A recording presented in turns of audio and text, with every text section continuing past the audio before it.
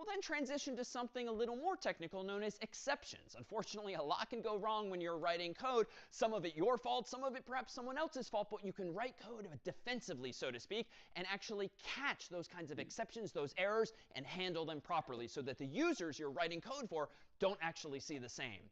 Thereafter, we'll take a look at libraries, third-party code written by other people often, or perhaps yourself in the past, that you can use and reuse in your own project so as to avoid reinventing the wheel again and again. We'll look thereafter at something called unit tests. It turns out you'll actually write code to test your own code, but you won't have to write tests for your tests. Indeed, this is a best practice in industry, writing tests for your code so that, one, you can be sure that your code today is, hopefully, if your tests are correct itself. But moreover, if you or someone else modifies your code tomorrow or down the line, you can rerun those same tests to ensure that those new changes have not broken anything about your own code. We'll then take a look at something called file I/O, I/O for input and output, the ability to not just store information inside of a computer's memory, but rather save it persistently to disk, so to speak, to files and folders. We'll then take a look at another technique known as regular expressions, whereby in Python you can define patterns and you can validate data to make sure the human types something in as you expect. You can use regular expressions to extract data, perhaps from some data set you're trying to analyze.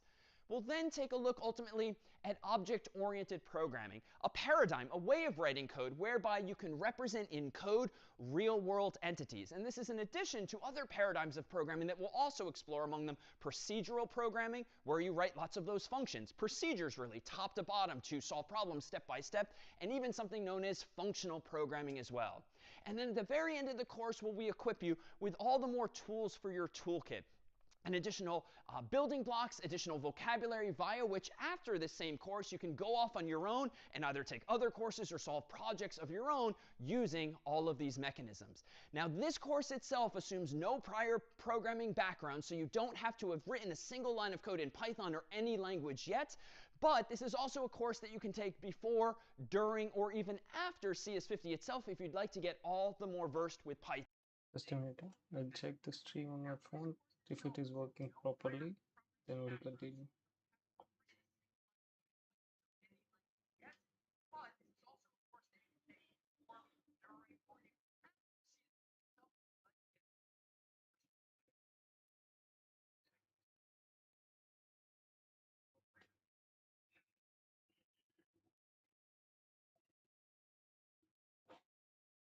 Written a single line of code in Python or any language yet, but this is also a course that you can take before, during, or even after CS50 itself if you'd like to get all the more versed with Python. Just a minute. I'll check the stream on my phone if it is working properly.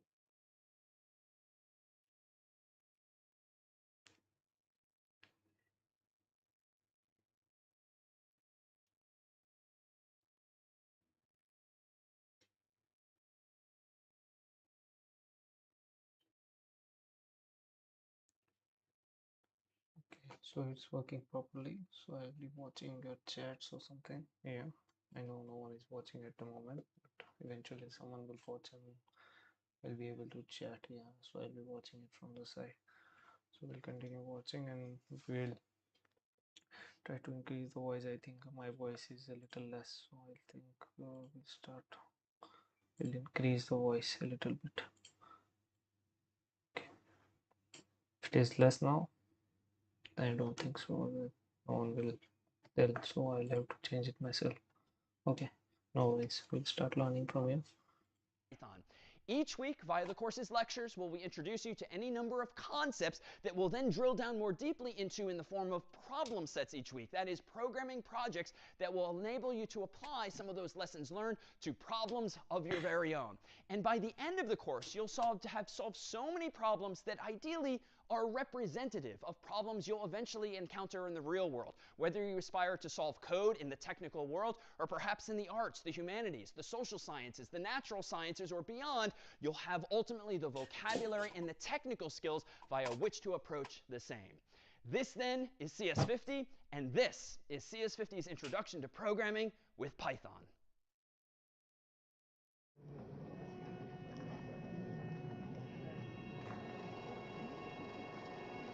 So let me just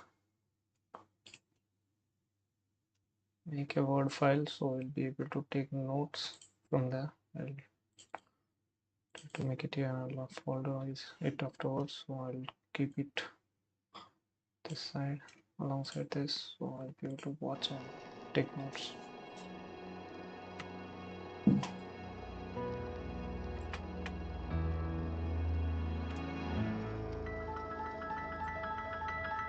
Okay, I think this is better.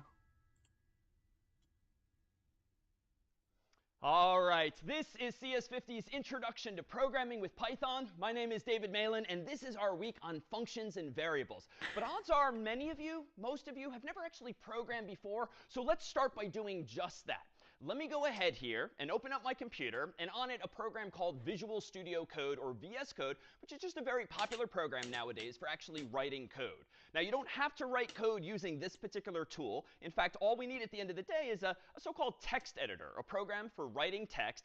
And heck, if you really want, you could even use something like Google Docs or Microsoft Word. You'd have to save it in the right format. But really, at the end of the day, all you need is a program for writing text, because that's what code is, text. Now, within this particular program, I'm going to have the ability to create one or more files via this top portion of the screen. And I'm going to do so by diving right in and doing this at the bottom of my screen. At the bottom of my screen is a so-called terminal window. And this is a command line interface, or CLI, interface to the underlying computer, be it your Mac or your PC or even some server in the cloud. And what I'm going to do here is literally write code and then the name of the file that I want to code, for instance, hello.py. As we'll soon see, any program that you write in Python generally has a file name that ends in .py to indicate to the computer that it's indeed a program written in Python. Now, you'll see here at the top of my screen, I have a blinking cursor, a line 1, which is where the very first line of my code is going to go, and then just a tab that reminds me of the name of this file, hello.py. And without even knowing much Python, I'm going to write my very first program here as follows. Print, open parenthesis, quote, hello, comma, world, close quote, and close parenthesis. And you'll see that at my keyboard, some of my thoughts were finished for me. I only had to type one parenthesis, and the other one automatically appeared. And that's just a feature that we'll see of tools like this tool here. Now, even if you've never programmed before, odds are you can guess, infer what this simple program is going to do. And it's only one line. Print, open parenthesis, quote, hello world, close quote, close parenthesis. Indeed, when I run this program, ultimately, it's just going to say hello to the world. And in fact, this is a very famous, perhaps the most canonical program that you can write as your very first program in Python or any other language. And so that's what I've done here. But on my Mac, my PC, even my phone, I'm generally in the habit, like you, of running programs by double-clicking an icon or just tapping on the screen. But I see no such icons here. And in fact, that's because my interface to at least my current Mac or PC or some server in the cloud is, again, only a CLI, command line interface, which even though it might feel like it's a step back from the menus and buttons and icons that you and I take for granted every day, you'll find we think that it's ultimately a much more powerful interface and incredibly popular to use among programmers in the real world. So to run this program, I'm going to have to use a command. And I'm going to move my cursor back down to the bottom of the screen here, where previously I already ran one command, the command code, which has the effect of opening VS Code in my computer. And then I passed in the name of the file that I wanted to code up. Now I have a chance to type a second command, and you'll see I see a second $sign. Now, the $sign here doesn't indicate any kind of currency or money. It just is the symbol that's generally used to indicate your prompt, where the command line interface wants you to put those commands. Now, the command I can run here is going to be this. I'm going to run Python of hello.py. Now, why is that? Well, it turns out that when I actually write code in a language like Python, it's, of course, stored in that file, hello.py. But I need to interpret the code, top to bottom, left to right, so that the computer knows what to do. Indeed, at the end of the day, even if you don't really know much about computers, you've probably heard that computers only understand zeros and ones, the so-called binary system. Well, if that's the case, then something that says print and parenthesis and quote unquote hello world is not surely zeros and ones. We have to somehow translate it into the zeros and ones that the computer understands. Now, fortunately, so long as you've installed such a program in advance, there's a program as well as a language called Python. So Python is not only a language in which we're going to write code, it's also a program, otherwise known as an interpreter, that you install for free on your own Mac or PC or some server in the cloud. And you can then run that program, that interpreter, passing to it as input the name of your file, like mine here, hello.py, and then that program, that interpreter, will handle the process of reading it top to bottom, left to right, and translating it effectively into those zeros and ones that the computer can understand. So let's do just that. Let me go back to VS Code here. I already typed out Python of hello.py, but I didn't yet hit enter. And that's what's now going to kick off this command. And hopefully, if I didn't mess any of this up, I should see my very first program's output to the screen.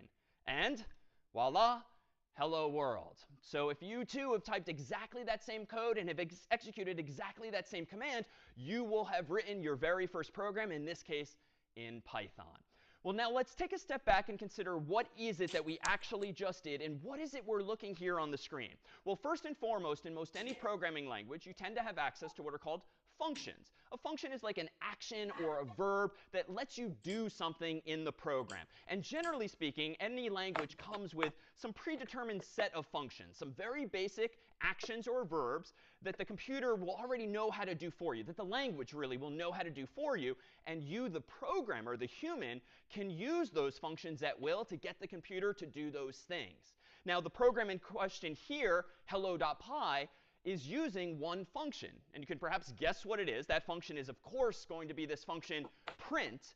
And that print function, of course, doesn't print some preordained string of text. That is to say, it prints whatever it is you want it to print. And here, too, do we have another piece of terminology in the world of programming, namely arguments. An argument is an input to a function that somehow influences its behavior. The people who invented Python, of course, didn't necessarily know what it is you and I are going to want to print to the screen. So they designed this print function using these parentheses with the ability to take as input some string of text, be it in English or any other human language, that is what you want this function ultimately to print onto the screen. And what is it that the program's ultimately doing on the screen? Well, it's printing, of course. It's showing us hello world on the screen. And that's generally in programming known as a side effect. It can be visual, it can be audio. In this case, it's something that appears on the screen. And functions, therefore, can indeed have these side effects. One of the things they can do as this verb or action is to display on the screen as a side effect something like those words that we wanted, hello world. So that's my first program. And, you know, I'm feeling pretty good. Everything worked as planned. I didn't make any mistakes. But honestly, when you're learning how to program, and even once you've learned how to program years later, you're going to make mistakes. And those mistakes, of course, are referred to a term you might already know, which is that of a bug. A bug is a mistake in a program. And they can take so many forms. And take comfort, perhaps, in knowing that over the coming weeks, you're going to make so many mistakes. You're going to have so many bugs in your code, just like I did, and just as I still do. And those bugs themselves are just mistakes that are problems for you to solve. And over the weeks to come, we're going to give you a lot of tools, both mental and technical, via which you can solve those problems. But just don't get discouraged if when writing your program for the first time, it doesn't even work that first time. It will, with time, with practice, and with experience. So let me deliberately now make a mistake that there was a non-zero chance I might have done accidentally already, but I got lucky. Let me go ahead and just suppose I forgot to include something like the closing parenthesis at the end of this line of code. You know, the code is almost correct. It's like 99% of the way there. But now that I've pointed it out, it's pretty obvious that it's missing that closed parenthesis. But even little, seemingly minor details like that you and I as humans wouldn't really care about. And if you're sending an email or a text message, whatever, it's just a typo. It's not that big a deal. It is going to be a big deal to the computer. A computer is going to take you literally. And if you don't finish your thought in the way the language expects, it's not going to necessarily run at all. So let's do this. I'm going to go ahead here and clear my screen down at the bottom, just so I can start fresh. And I'm going to go ahead and run this version of my program after having made that change by deleting the parenthesis. I'm going to go ahead and type Python again of hello.py. And this time when I hit enter, I'm hoping I'm going to see hello world. But here we have an error on the screen, a so-called syntax error, which refers to my having made a mistake at my keyboard. And this one, fortunately, is pretty straightforward. It indeed says that this open parenthesis was never closed. And so that's probably pretty intuitive now what I need to do. I need, of course, to close it. Unfortunately, sometimes the error messages we'll see in the coming weeks are not going to be nearly that user-friendly. But there, too, again, with experience, with practice, will you get better at debugging such programs. Let me now make sure that I indeed fixed it correctly. Let me go ahead and run now hello.py and hit enter. And voila, we're back in business. Well, let me pause here and see if we have any questions now about Python itself, writing or running even the simplest of these programs. Could I write code inside a Word or, for example, Microsoft Excel? And what's the barrier to doing that? A really good question. And allow me to very explicitly say to the entire internet that you should not write code with Microsoft Word. I mention that only because it's a tool via which you can write text. And code is at the end of the day just text, but it's not the right tool for the job. We don't need bold-facing, underlining, paragraphs, and the like. We generally want something much simpler than Microsoft Word or Google Docs. And so VS Code is an example of just a more general-purpose text editor. Its purpose in life is to allow you, the human, to edit text. Nowadays, these text editors come with many more features. In fact, you'll notice that even in my code here, even though it's just one line, there's a bit of color to it. The word print for me is appearing in blue. The parentheses are black. And we'll see as we might write more lines of code, more and more of the lines will come to life in various colors. Now, that's just one feature of a text editor. We'll see, too, that it has features like this built-in terminal window. It's going to have a built-in tool for debugging or finding problems with code. And it's just a very popular tool nowadays. But there are many, many others out there. You're welcome to use them for this course and beyond. We just happen to use this one in large part, too, because you can also use VS Code nowadays for free in the cloud. How about one other question here on programming with Python or Hello World or syntax more generally? Okay, I was trying to ask if it is not possible to run the code without using the terminal window. I think I heard, is it not if it's possible to run the program without the terminal window? Are you? Yes, sir. OK, you froze for me again, but let me infer what the question is. So in this environment, as I've configured my computer, I can only run these Python programs via the terminal window. Now, that's good for me, the programmer, or the person who's trying to learn how to program. But it's not very good if you want to ship this software and have other people use your actual code. You can absolutely write programs and then allow other people to use not a command line interface, but a graphical user interface, or GUI, GUI. This is just one mechanism. And perhaps I think the best one with which to start writing code, because eventually it's going to give us a lot more control. Allow me to forge ahead here, but please feel free to continue asking questions along the way, if only via the chat. And let's consider now how we might go about improving this program. Let's go about improving this program to make it a little more interactive and not just assume that everyone is going to want to be greeted more generically as hello world. Let's see if I can't get this program to say something like hello David, or hello Jeremiah, or hello Horatio, or whatever the actual user's name is. Well, to do this, I'm going to go back up to hello.py, and I'm going to add another line of code at the very top that simply says, for instance, what's your name, quote unquote, with an extra space at the end.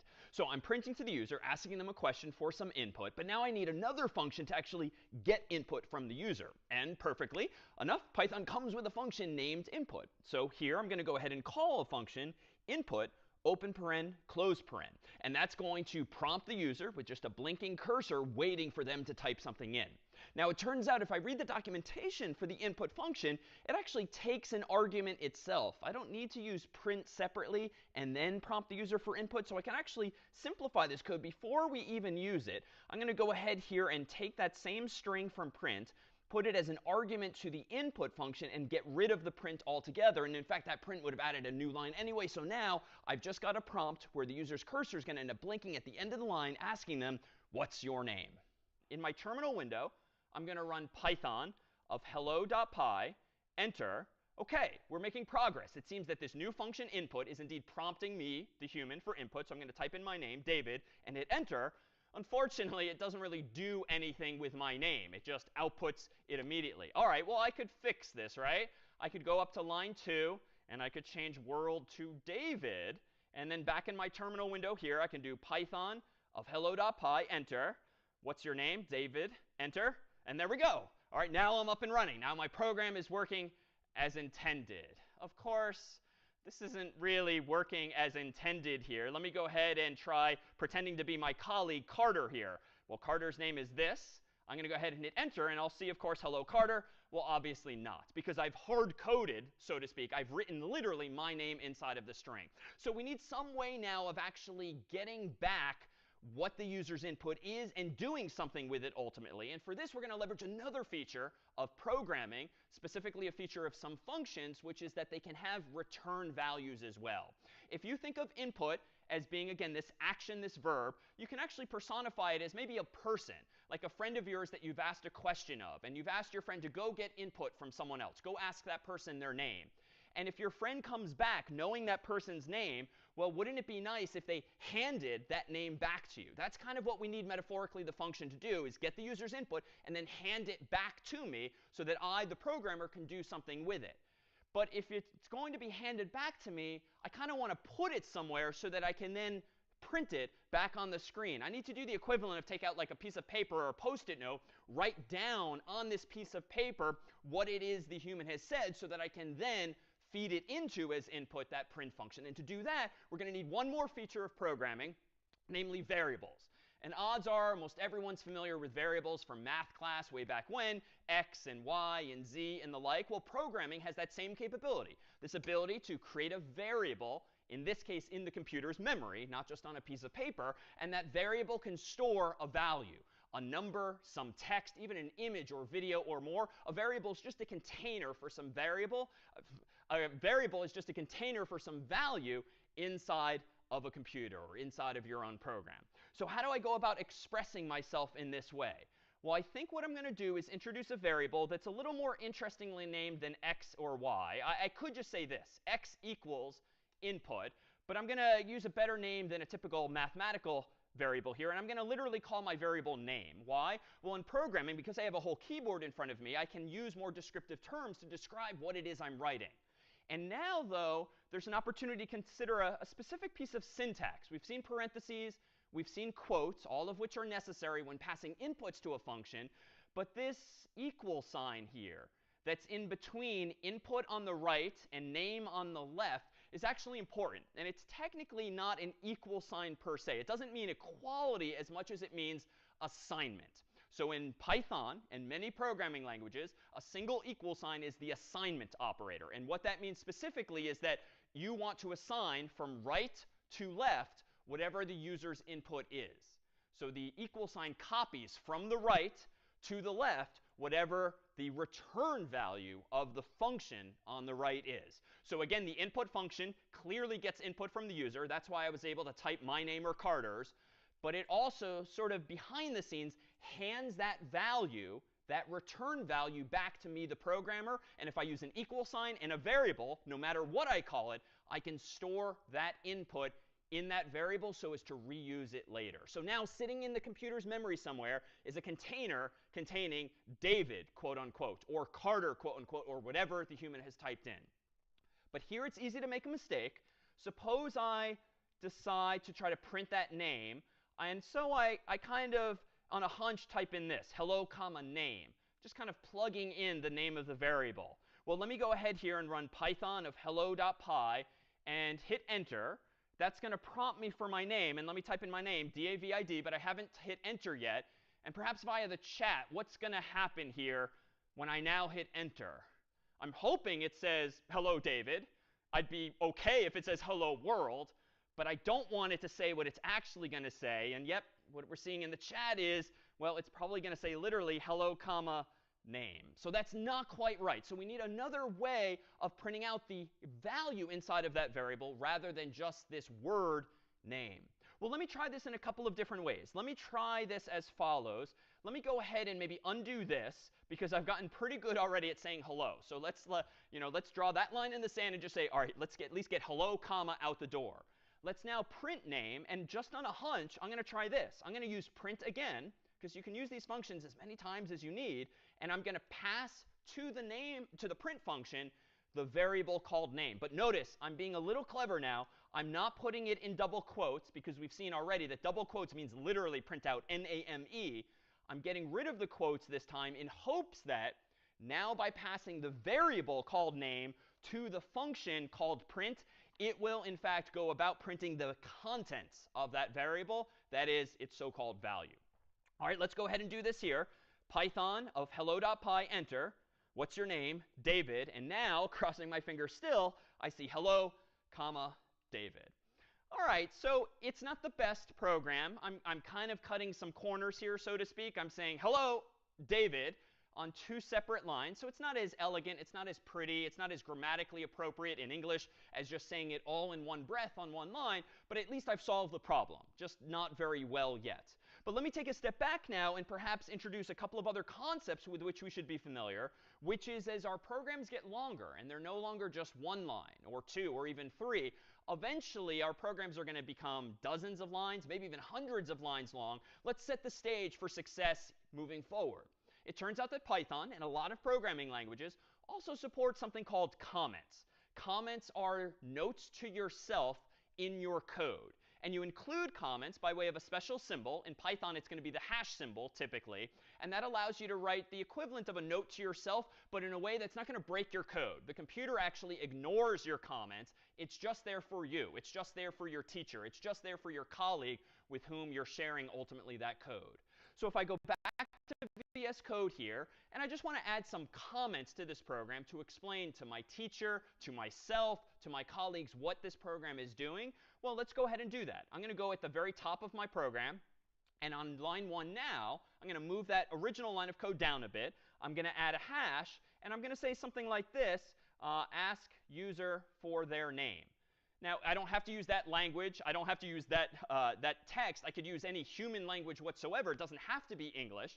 But I'm going to now, below that, just say something like this, say hello to user. And you'll notice that VS Code by default is kind of graying out my comments. They're no longer blue. There's no red. There's no color in them. And that's just because they're notes to myself, and the computer ultimately is going to ignore them. But what we have now is two comments, ask user for their name, and then a second comment, say hello to user. And I've just kind of commented each chunk of code, like each line or lines plural of code that are doing something noteworthy. Why?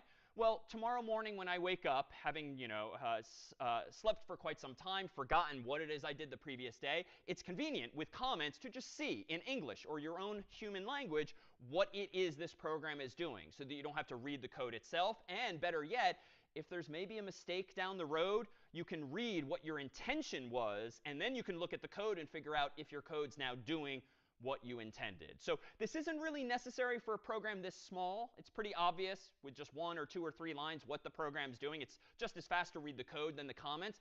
But getting into this habit is generally a good thing, to comment your... Okay, so we will watch this for 30 minutes. Then I've taken the points here. Okay, so we'll revise it one by one, what he said, what he meant, okay, and what I understood.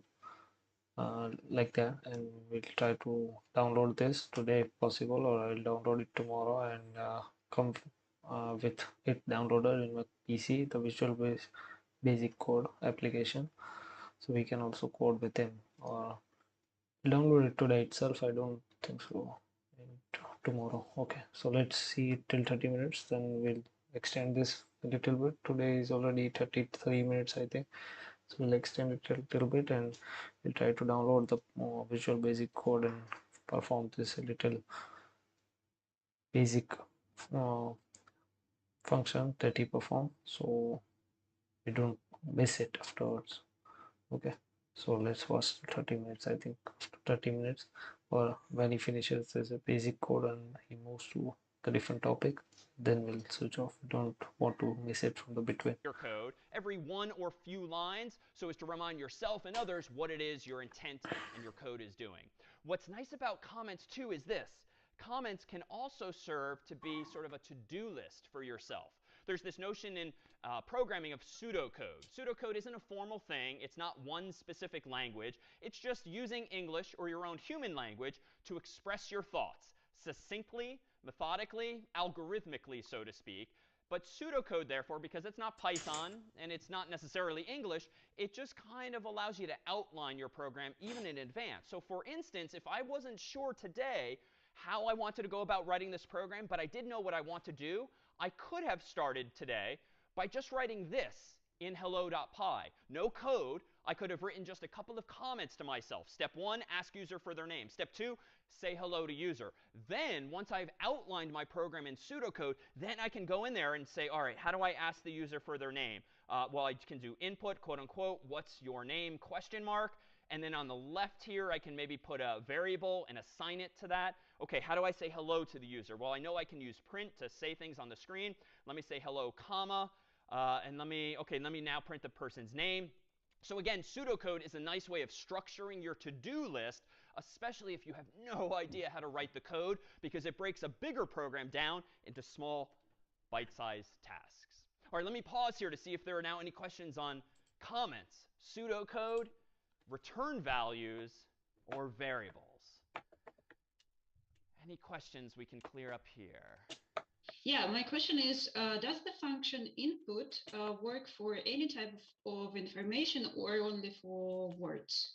Yeah, really good question. So according to its documentation, and we'll look more at formal documentation soon, input is going to expect what's called a string. That is a sequence of text, be it in English or any other human language. But it's indeed going to be expecting text with which to prompt the user. A good question. How about another question from the group, if we could? I wanted to ask how I make several line comment. Oh, how do you do many lines of comments, if I'm hearing you correctly? Sure. You would just keep doing them like this. You just prefix each of the lines with a hash symbol, like I'm doing here. There is another technique for doing multi-line comments in Python that actually tend to have special meaning. You can do 3 double quotes like this, and then anything in between here is a comment. That's another technique, or you can use single quotes as well, but more on those, I think, another time. All right, well, if you don't mind, let me forge ahead here and see how we might improve this program further, and also introduce a few other features that we might want to take into account over time. So it turns out that we can certainly improve on this program, because it's a little disappointing that I'm cutting this corner and saying hello, comma, and then on a new line, printing out name. Like, we can do better. And most programs you use on your phone or your laptop certainly keep text together when people want. So how can we go about doing that? Well, there's a few different ways. And in fact, the goal here is not so much to solve this one problem, but to demonstrate and emphasize that in programming, Python and other languages, there's so many ways sometimes to solve the same problem. And here's one way to solve this problem. Let me go in here, and let me go ahead now and say hello, comma. And let me just add to the end of that the user's name. So I'm using plus in kind of an interesting way. This is not addition per se. I'm not adding numbers, obviously. But I do kind of want to add the person's name to the string of text, hello, comma. Well, let me go now down to my terminal window and run Python of hello.py again. Enter. What's your name? I'm going to type in David. Enter. OK, it's better. It's better, but there's a minor bug, albeit aesthetic here. There's missing space, but let's just use some intuition here. Well, if I'm missing the space after the comma, why don't I go ahead and just add it manually here? Let me now rerun the program, Python of hello.py, enter, David, enter, and there we go. Now we have something that looks a little prettier in terms of English grammar, hello, comma, space, David. And now if we rewind, you might have noticed before or wondered why I had this seemingly extra space after my question mark, namely here. There's a space after the question mark but before the double quote, and that was just for aesthetics too. I wanted to move the user's cursor one space to the right so that when I type their name, or they type their name, it's not immediately next to that same question mark there. But there's other ways we can do this. It turns out that some functions, print among them, actually take multiple arguments. And it turns out that if you separate the inputs to a function, the so-called arguments to a function, with a comma, you can pass in not just 1, but 2, 3, 4, 5, onward. So let me go ahead and pass in not just hello, comma, space, but that followed by name. And this is a little confusing potentially at first glance, because now I've got 2 commas, but it's important to note that the first comma is inside of my quotation marks, which is simply an English grammatical thing. The second comma here is outside of the quotes, but between what are now 2 separate arguments to print. The first argument is hello, comma, space. The second argument is the name variable itself. So let's see how this looks. Python of hello.py, enter. What's your name? David, enter. OK, I've kind of overcorrected. Now I've got 2 spaces for some reason. Well, it turns out, and this is subtle, when you pass multiple arguments to print, it automatically inserts a space for you. This was not relevant earlier because I was passing in one big argument to print all at once by using that plus operator. This time I'm passing in two because of the comma. So if I don't want that extra space, I don't need to pass in one myself. I can just do this. And now notice if I run this program again, python if hello.py, type in my name, David, now it looks grammatically like I might want. Now, which of these approaches is better? This approach uses a function print with two arguments, hello, comma, and the name variable. The previous version, recall, technically used one argument, even though it looked a little curious. It's one argument in the sense that the computer, just like mathematicians, are going to do what's inside of parentheses first. So if inside of parentheses you have this string of text, hello, comma, and a space, which I need to add back, then you have a plus, which means not addition per se, but concatenation, to join the thing on the left and the thing on the right. This ultimately becomes the English phrase, hello, comma, space, David. And then what's being passed ultimately to the function is technically something like this. But it's doing it all dynamically. It's not me typing in David as I discretely did earlier. It's figuring out dynamically what that value is after concatenating hello with the value of name and then passing that ultimately to print as the sole argument. Let me pause here to see if there's any questions on numbers of arguments now. Okay, so we'll stop it here, and I think we'll continue it tomorrow. I think we did 30 minutes. Okay, and I think 34 minutes. Okay, so 34 minutes of video. I think my video has gone even more. Okay, so we'll try to. I just got some words here. Okay, so we'll ask ChatGPT to explain it in short. Okay, so we'll just revise it once and then we'll close the stream. Okay, so firstly I'll download the VS Code if it's possible, if I can download it here. Okay, so VS Code, I can download it. I think this one is okay. So for Windows 10 and 11, yeah. Okay, so I can download it. Okay, so I'll download it just here, and then we can install it. It's 90 MB, so it will take some time. So I think until then we'll revise the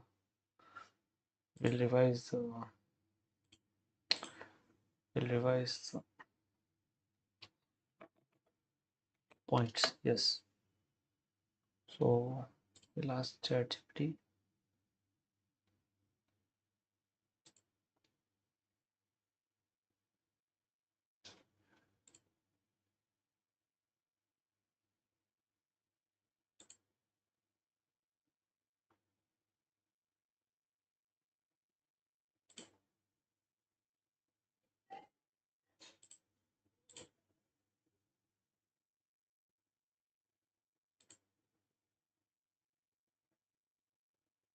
Okay, so I need this in dark mode.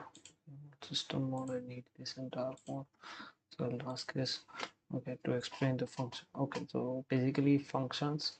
So I'll ask it the things which I don't understand. So basically the functions, it told that there are many types of functions in the Python, and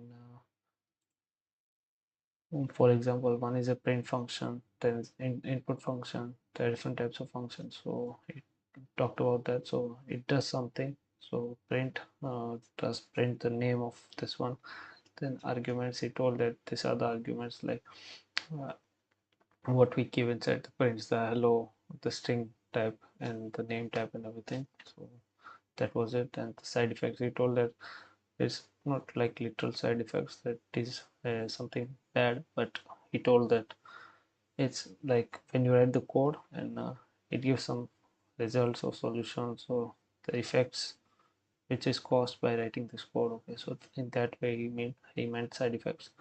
Then for the bugs, like sometimes bugs comes with that when you don't close the parentheses or something, then you can't get the result, you get the error. So it was that. So we finished this 3 bugs and return values. Okay, return values, I think return values, he meant this, the result, hello David and all. Okay, so then variables, talk about variables. Like variables, I know little something about variables. Like for example, it is you can give one name and you can assign it some value. So whenever you use it with some function, so you can get, you don't have to write it again and again and again. You can use the same variable name and you can get the values every time for that variable function. Yes. And equal to, I think he told that equal to in this one is not like proper equal to sign, that name is equal to this. It is a little like name is not equal to this literally, but he told that it is a value for assigning. It is an operator for assigning something. So name is equal to input this, like for we can give anything. So it is not literally same thing for giving literally same thing, for telling the computer that name is equal to this, literally like 1 is equal to 1, 1 plus 2 equal to 3. So if you want to give it like that, so we'll use double equal to, but here you use only 1 equal to. So it is a assignment operator, not a value giver. So comments, for comments he told that we can use hash, and pseudocode is a good thing. I learned it now. I just didn't notice it before, so it is a good thing. Yes, it is a good idea. And concatenation, I think I have heard this before somewhere. It is a good concept. Like it is used for joining two values, two arguments or something like that. We'll learn in future. It's a good concept, I think. Concatenation, it will be used maybe in future. So for now we are waiting for this VS Code. To function. Okay, no, we don't start this until here. Okay, so we'll try to learn this every day, and we'll just perform it very quickly. The VS Code function, this one, this small one, will then close the stream. Okay, I think someone is watching. Get to watching. You can see 2 people watching. Yeah, nice.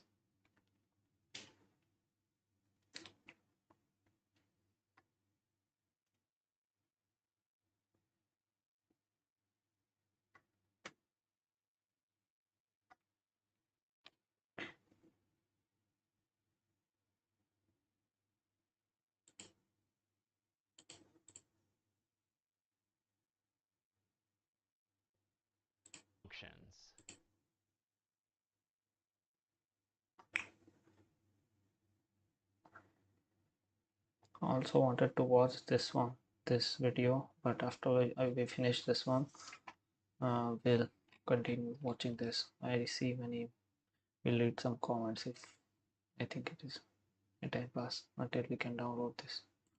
Okay, so it is downloaded, so we'll do it tomorrow. Leave it for now. Okay, so accept. Okay, okay, desktop icon.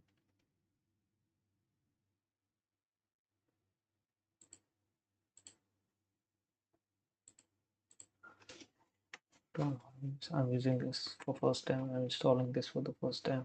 We'll check what is Microsoft Visual Studio Code. Okay, we'll launch it. Okay, we'll try to use it. Color themes. Okay, for now we'll leave it like this. Okay, don't want to browse it. Next section, then code with extensions. For now we'll leave it like this. Okay, we'll start with a new file. Okay, so now first program, write it first program. I don't know what I'm doing because it didn't tell us how to install and how to just do this. I think I don't know. Okay, so run and debug will be done here. Source control, I think he had is not like this. I have to see this. What is the concept here? Appearance. I see that he had opened something like terminal. I don't see terminal also. Okay, so terminal. Now I can see terminal. Okay. I didn't want to do it like that. Okay, now it's good. Okay. Code space hello dot py. Okay, now I will enter it. No.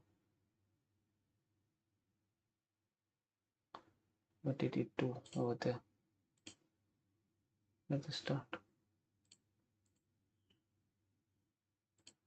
think it did something.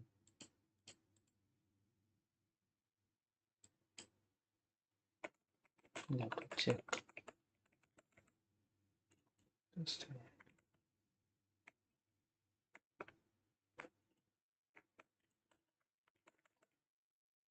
And then the name of the okay, so it included like $sign, so that's why I think there is an error.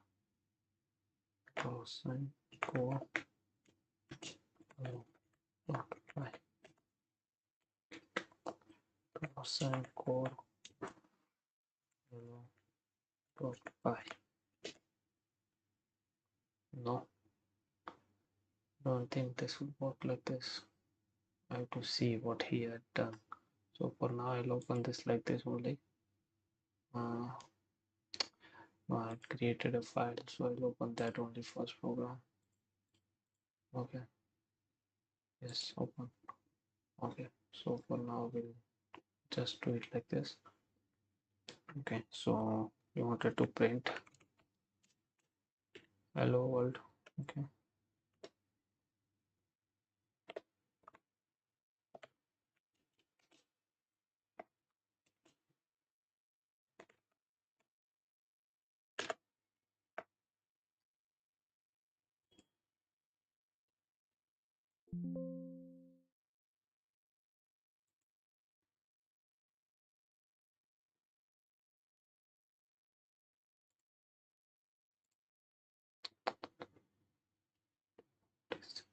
How to run this?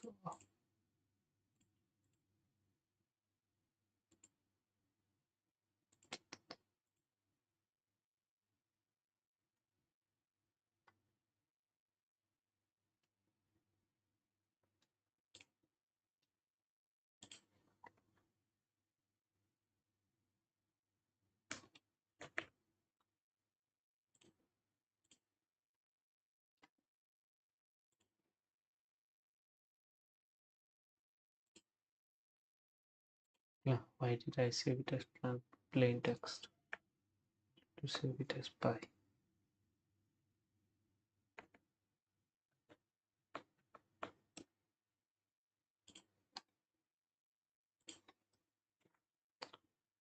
Py. Okay, now it's okay. Now it will take it as py. Okay, install. Okay, no problem. We can install the extensions of py. Python Visual Basic. Okay. Oh, don't want to see it now. Close it. Okay, now we'll just okay. Now we'll Python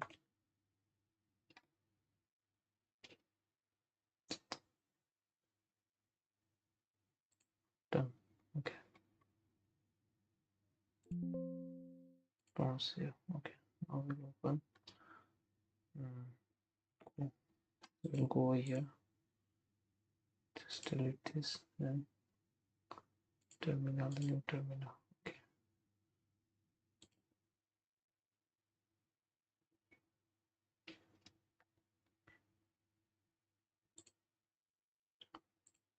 Oh, duplicate this.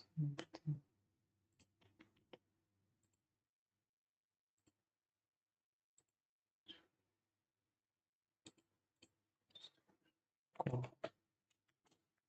Python. So about dot py.